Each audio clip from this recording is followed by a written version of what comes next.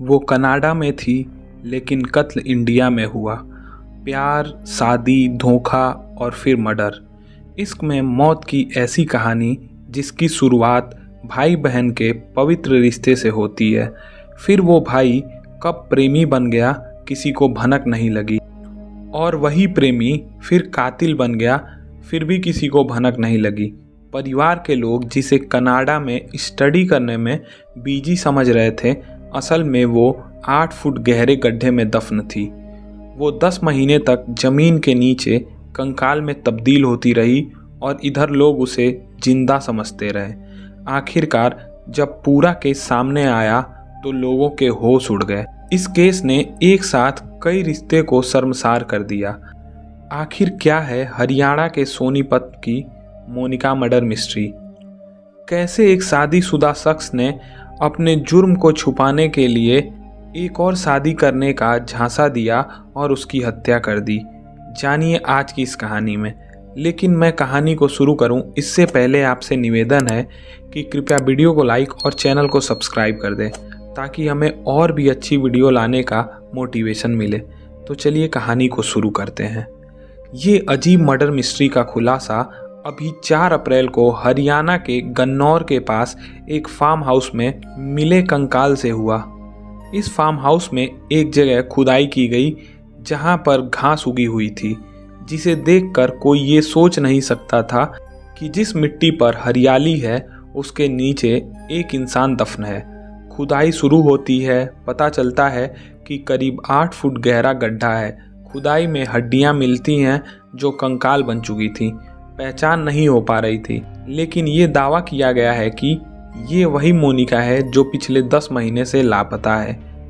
ये वही मोनिका है जो घर वालों की नज़र में कनाडा में स्टडी कर रही है। ये वही मोनिका थी जिसके सपने विदेश में पढ़कर और अच्छी नौकरी करके अपने गांव का नाम बढ़ाना था। यानी जिस मोनिका को देश से दूर कनाडा में होना समझ रहे थे, वो अपने ही गांव से कुछ किलोमीटर दूर एक फार्म हाउस में दफन थी। आखिर मोनिका कैसे कनाडा से इंडिया लौटी, कैसे उसकी हत्या हुई, इसकी जांच हुई तो जो सच निकल कर सामने आया उसे जानकर मोनिका का परिवार हैरान रह गया। मोनिका, जिसकी उम्र करीब 22 साल थी, वो हरियाणा के रोहतक की बालंद गांव की रहने वाली थी। बचपन से मोनिका पढ़ने में काफ़ी तेज तर्रार थी और वैसे ही दिखने में भी बेहद खूबसूरत थी। परिवार के लोगों का इस पर नाज था। उसे विदेश में पढ़ाई के लिए भेजने की तैयारी हो रही थी। पिछले काफ़ी समय से वो अपने मौसी के घर पर रह रही थी। मौसी का घर हरियाणा के ही सोनीपत जिले के गूमड़ गांव में है। यहीं से मोनिका ने कनाडा जाने की तैयारी की थी। फिर उसे कनाडा के कॉलेज में दाखिला भी मिल गया। ये बात अब से 1 साल पहले की है। तारीख 5 जनवरी 2022। इसी तारीख को मोनिका इंडिया से कनाडा के लिए रवाना हुई थी। कनाडा में वो MBA की पढ़ाई करने गई थी। मोनिका के परिवार के लोग काफ़ी खुश थे। सब कुछ ठीक चल रहा था। वो परिवार के लोगों से बात करती थी। फिर अचानक कुछ दिनों तक किसी से बात नहीं हो पाती थी। ऐसा भी समय आया जब अक्सर मोनिका मैसेज पर ही रिप्लाई करती थी। वो कहती रहती थी कि पढ़ाई में काफ़ी व्यस्त है और ऊपर से इंडिया और कनाडा के समय में करीब 9.5 घंटे का अंतर है। इस वजह से बड़ी मुश्किल से परिवार से उसकी बात होती थी। अप्रैल 2022 की बात है। मोनिका की मौसी के लड़के से वीडियो कॉल पे बात हो रही थी, पर उसी समय मौसेरे भाई ने कॉल के दौरान अजीब चीज़ देखी। मोनिका जहां बैठी थी वहां सीलिंग फैन था और वो चल रहा था। ये बात है अप्रैल 2022 की। अब इंडिया में उस समय गर्मी होती है, लेकिन कनाडा में नहीं।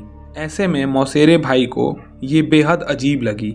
इस बारे में उसने मोनिका से पूछा तो वो कुछ बहाना बनाने लगी। फिर फ़ोन कट गया। मोनिका ने मैसेज किया कि नेटवर्क समस्या है और बात वहीं ख़त्म हो गई। फिर मोनिका ने खुद ही उस मौसेरे भाई से बात करना बंद कर दिया। उसका नंबर भी ब्लॉक कर दिया। फिर भी परिवार के लोगों को ऐसा लग रहा था कि वो कनाडा में ही है। अब धीरे धीरे मोनिका का संपर्क कम होता गया। आखिरकार जून 2022 के बाद तो मोनिका का परिवार से पूरी तरह संपर्क खत्म हो गया। परिवार के लोग पहले तो कुछ महीने तक यही समझते रहे कि कनाडा में कोई समस्या हो गई होगी। अब काफ़ी दिनों और महीने बीत जाने के बाद भी मोनिका की कोई खोज खबर नहीं मिली। फिर परिवार वालों को ध्यान आया कि कनाडा में बैठे उस इंडियन एजेंट से बात करें जिसने उसका एडमिशन कराया था। उसे फ़ोन किया गया तो पता चला कि अब मोनिका 1 महीने से ज़्यादा समय से पढ़ने नहीं आ रही है। वो शायद इंडिया जा चुकी है क्योंकि उससे कोई संपर्क नहीं है। अब ये बात काफ़ी चौंकाने वाली थी। आखिर मोनिका इंडिया क्यों आएगी? आखिर इंडिया लौटी भी तो हम लोगों को बताया क्यों नहीं? मोनिका से ना कोई विवाद था और ना ही कोई उसका लव अफेयर था। परिवार को लगा कि ज़रूर कुछ गड़बड़ हुआ है, लिहाजा उन लोगों ने पहले अपने नज़दीकी पुलिस को सूचना दी और तलाश में जुट गए। मोनिका जिस गूमड़ गांव में अपने मौसी के घर पर रहती थी, वहां से भी चौंकाने वाली बात सामने आई। एक शख्स पिछले कई महीनों से लापता था। उसका नाम था सुनील उर्फ सीला। उम्र थी 32 साल से ज़्यादा। पेशे से ठेकेदारी करता था, शादीशुदा था, 2 बच्चे थे। अब इसके लापता होने का मोनिका से कोई लेना देना नहीं था क्योंकि दोनों में कोई समानता ही नहीं है। उम्र भी काफ़ी अलग थी, कोई अफेयर भी नहीं था। बस एक ही बात कॉमन थी। वो बात थी कि सुनील रोजाना जिस घर पर दूध लेने आता था वो घर मोनिका की मौसी का था। अब उसी घर में मोनिका काफ़ी समय से थी। दोनों में जान पहचान भी थी, लेकिन रक्षाबंधन के त्योहार पर मोनिका से उसने राखी बंधवाई थी। ऐसे में परिवार को लगा था कि दोनों में कोई अफेयर भी नहीं है। लेकिन जिस तरीके से मोनिका का कोई पता नहीं चल रहा था, उसी तरह से सुनील की भी कोई खबर नहीं थी। काफ़ी लोगों से बातचीत करने पर पता चला कि सुनील और मोनिका में ज़रूर कुछ ऐसी बातें थी जिससे वो दोनों कम से कम भाई बहन जैसे रिश्तों में तो नहीं बंधे थे, क्योंकि गांव के ही कुछ लोगों ने उनको एक दूसरे से मिलते और साथ में बात करते और घूमते देखा था। अब यहीं से घर वालों को शक हुआ कि कहीं मोनिका के गायब होने में सुनील का हाथ तो नहीं है। लिहाजा परिवार ने पुलिस में शिकायत की। ये आरोप लगाया कि सुनील ने मोनिका का अपहरण कर लिया है। लेकिन बात वही हुई जैसे परिवार के लोगों को पहले इस बात पर यकीन नहीं हुआ था, तो भला पुलिस कैसे करती। इसीलिए पुलिस भी इसे टालती रही, कोई एक्शन नहीं ले रही थी। अब समय गुजर रहा था, मोनिका का कुछ पता नहीं चल रहा था और इधर सुनील भी लापता था। ऐसे में परिवार का शक और बढ़ता गया और इसी शक को गुंजाइश में बदलने के लिए वो पुलिस के पास जाते हैं। लेकिन पुलिस वही जस की तस रटा रटाया जवाब। जब बेटी कनाडा गई और सुनील इंडिया से बाहर ही नहीं गया तो फिर दोनों मिले कैसे? ये सिर्फ कहानी है, असल वजह कुछ और होगी जिसका पता कनाडा से ही मिल सकेगा। आखिरकार परेशान होकर परिवार के लोगों ने हरियाणा के गृह मंत्री अनिल विज से शिकायत की। फिर ये जांच फरवरी 2023 में भिवानी जिले के क्राइम ब्रांच यूनिट CIA 2 को दी गई, इस उम्मीद के साथ कि बिना किसी गड़बड़ी के ये टीम जांच करेगी। गृह मंत्री के इस भरोसे पर CIA यूनिट खरी उतरी। अब CIA ने मोनिका की तलाश के बजाय सुनील की खोजबीन शुरू की, क्योंकि जब परिवार के लोग उस पर शक जता रहे हैं तो अगर सुनील मिल जाए तो सच काफ़ी हद तक सामने आ जाएगा। लिहाजा पुलिस की जांच मोनिका से हटकर सीधे सुनील पर आ टिकी थी। अब जांच में पता चला कि सुनील पर मर्डर, हत्या के प्रयास समेत कई मामले हैं। मर्डर की पहली घटना तो उसने नाबालिग रहते हुए अंजाम दी थी, यानी जब उसकी उम्र 18 साल नहीं थी।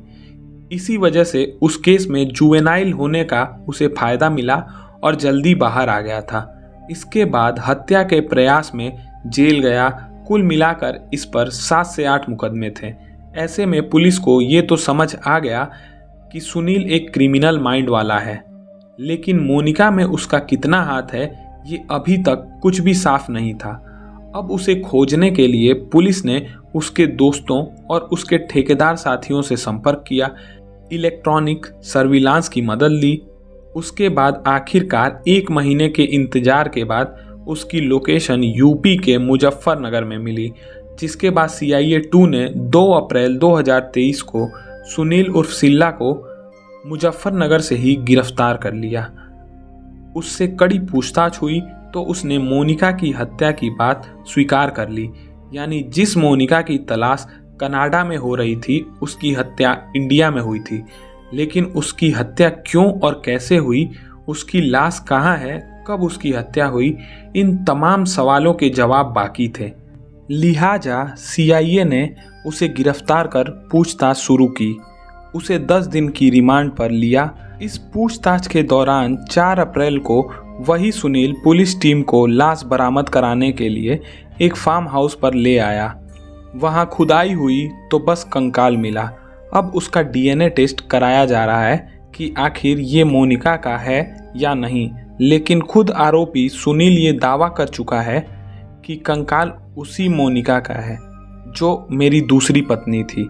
अब ये बात जानकर सब हैरान थे। आखिर उसने कब शादी की, जब वो कनाडा में थी तब इंडिया कब आई, कब शादी हुई। लेकिन पूछताछ में धीरे धीरे सारे सवालों के जवाब मिलने लगे। मोनिका मर्डर मिस्ट्री का खुलासा करने वाले भिवानी CIA 2 प्रभारी रविंद्र कुमार ने बताया कि ठेकेदार पर कुल 7 आपराधिक मामले दर्ज हैं। एक मर्डर तो उसने 18 साल से कम उम्र में ही कर दिया था, इसलिए वो अपने जुर्म के दाग को हमेशा के लिए ख़त्म करना चाहता था। वो चाहता था कि किसी भी तरह विदेश में सेटल हो जाए। इसके लिए वो चाहता था कि ऐसी लड़की मिले जो विदेश में रहती हो, ताकि वो शादी करके उसी के साथ सेटल हो जाए। इसी सिलसिले में जब पहली बार अपने पड़ोस में दूध लेने जाने के दौरान मोनिका को देखा और पता चला कि वो विदेश में पढ़ाई करने जाने वाली है, तभी से उसने तय कर लिया था कि अब उसी को अपने जाल में फंसाएगा। अब वो उससे प्यार का नाटक करता था, ऐसा फंसाता है कि परिवार को लगे कि वो मोनिका का मुंहबोला भाई है, ताकि कोई शक ना करे। यानी हर एक दिन से वो साजिश के तहत ही हर एक कदम उठाता था। अब वो मोनिका के संपर्क में रहता है, उसे अपने प्यार की ऐसी दुनिया दिखाता है जिसके आगे पीछे मोनिका के परिवार का कोई नहीं था। मोनिका की आंखों पर ऐसा पर्दा पड़ा था जिसके आगे और पीछे सिर्फ और सिर्फ सुनील ही था। सुनील के कहने पर ही वो कनाडा गई। तारीख थी 5 जनवरी 2022 जब वो कनाडा पढ़ाई के लिए गई। लेकिन सुनील के कहने पर सिर्फ 17 दिन बाद 22 जनवरी 2022 को वो इंडिया लौट आई। लेकिन इस बारे में अपने परिवार को कुछ भी नहीं बताया। अब उसके कनाडा से इंडिया लौटने का पूरा खर्च सुनील ने ही किया था। इंडिया लौटने के बाद सुनील उस मोनिका को साथ लेकर दिल्ली से सटे यूपी के गाजियाबाद में आ गया। यहीं पर किराए का कमरा लिया और साथ रहने लगा। पूरी साजिश के तहत सुनील ने उसे शादी करने के लिए तैयार कर लिया। एक हफ्ते बाद ही 29 जनवरी 2022 को गाजियाबाद के आर्य समाज मंदिर में मोनिका और सुनील की शादी हो गई। वैसे सुनील की तो ये दूसरी शादी थी, लेकिन मोनिका इस दूसरी शादी से बेखबर थी। अब मोनिका ने शादी तो कर ली, लेकिन अपने घर वालों के संपर्क में नहीं थी। ऐसे में उसे लगा कि घर वालों को कहीं शक ना हो जाए, इसलिए सुनील के कहने पर ही शादी के अगले दिन ही यानी 30 जनवरी को मोनिका कनाडा लौट गई। इसके बाद 2 से 3 बार वो कनाडा से इंडिया आई। आखिरी बार मई 2022 में मोनिका फाइनल तरीके से कनाडा से इंडिया लौट आई। अब मोनिका और सुनील दोनों नए नवेले शादीशुदा जोड़े की तरह रहने लगे थे। इतने महीनों की मेहनत के बाद सुनील को अब विदेश में सेटल होने का सपना साकार होना दिखाई दे रहा था। वो शादी कर चुका था, मोनिका भी कनाडा में नौकरी लेकर सेट हो जाती। अभी तक सब कुछ ठीक चल रहा था, लेकिन कनाडा से लौटी और घर वालों से लगातार झूठ बोल बोल कर मोनिका थक चुकी थी। उसने शादी की बात भी घर वालों को नहीं बताई थी। शादी तो दूर की बात थी, सुनील से किसी भी तरह के रिश्तों की भनक तक नहीं लगने दी थी। इसलिए उसने ठान लिया कि अब उसने शादी कर ली है तो वो इंडिया में ही रहेगी। अब वो दोबारा कभी कनाडा नहीं जाएगी। अब ये बात सुनते ही सुनील हैरान और परेशान हो गया, क्योंकि उसने प्यार का नाटक से लेकर शादी तक सिर्फ इसीलिए किया था ताकि वो कनाडा में सेटल हो सके। लेकिन अब उसकी आंखों के सामने ही अपने सपनों की हत्या हो रही थी। उसने काफ़ी समझाया, फिर भी मोनिका नहीं मानी। अब मोनिका को सुनील के बारे में ये भी पता चल चुका था कि उस पर क्रिमिनल केस है और वो इसीलिए भागना चाहता है। वो पहले से शादीशुदा है, ऐसी तमाम बातें थीं, इसलिए अब वो इंडिया में ही रहने की जिद पर थी। वो अपने गांव में जाकर अपनी शादी का भी खुलासा करना चाहती थी, इसीलिए जिद करके कार से हरियाणा की तरफ जाने लगी। अब अपनी आंखों के सामने इतने सालों की साजिश को दम तोड़ते हुए देखकर सुनील ने मोनिका का ही दम घोटने का ठान लिया। हरियाणा के गन्नौर के गढ़ी झाझरा के एक फार्म हाउस के पास पहुंचते ही उसने गुस्से में मोनिका को गोली मार दी। मोनिका की हत्या करने की तारीख थी 29 जून 2022। इसके बाद उसकी लाश को पूरी रात कार में ही प्लास्टिक के बैग में पैक करके रखा। फार्म हाउस में ही कार को पूरी तरह से ढक दिया। अब मोनिका की लाश को हमेशा के लिए दफनाना था, उसे हमेशा के लिए राज बनाना था, ऐसा राज जो कभी मिट्टी की गहराई से बाहर ना आ सके। इसीलिए उसी फार्म हाउस में सेप्टिक टैंक बनाने के नाम पर सुनील उर्फ सिल्ला ने खुदाई कराई। कई मजदूर बुलाए, उसने 8 फुट गहरी खुदाई करवाई। इसके बाद उन्हें लौटा दिया। मजदूरों के जाने के बाद अगले दिन यानी 30 जून की रात में पॉलीथीन बैग में लिपटी मोनिका की लाश को उसी गड्ढे में दफनाया और उस पर थोड़ी मिट्टी डाल दी। इसके बाद अगले दिन मजदूरों को फिर से बुलाकर बताया कि सेप्टिक टैंक का काम हो चुका है, उस पर मिट्टी डालकर पूरी तरह से बंद कर दो। मिट्टी डालने के बाद उसी पर घास और पौधे लगा दिए। हरियाणा पुलिस ने सुनील की बताई जगह पर खुदाई कराई तो कंकाल मिले। उसका पोस्टमार्टम कराया गया तो खोपड़ी में एक बुलेट भी मिली, जिससे पता चला कि सुनील ने मोनिका के सिर में गोली मारी थी। अब पुलिस डीएनए जांच भी करा रही है, जिससे पूरी तरह से साफ हो सके कि मरने वाली मोनिका ही थी। इस तरह तेज तर्रार होशियार मोनिका का प्यार के जाल में फंसकर ऐसी मौत हुई कि वो आखिरी वक्त तक अपने परिवार से दूर रही, मरने से पहले भी और मरने के बाद भी। तो ये थी आज की कहानी। उम्मीद करता हूँ आपको ये कहानी पसंद आई होगी। अगर कहानी पसंद आए तो वीडियो को लाइक और चैनल को सब्सक्राइब कीजिएगा। हम ऐसी ही कहानियाँ और भी लाते रहेंगे। फिर मिलते हैं एक और नई कहानी के साथ। तब तक के लिए नमस्कार, धन्यवाद।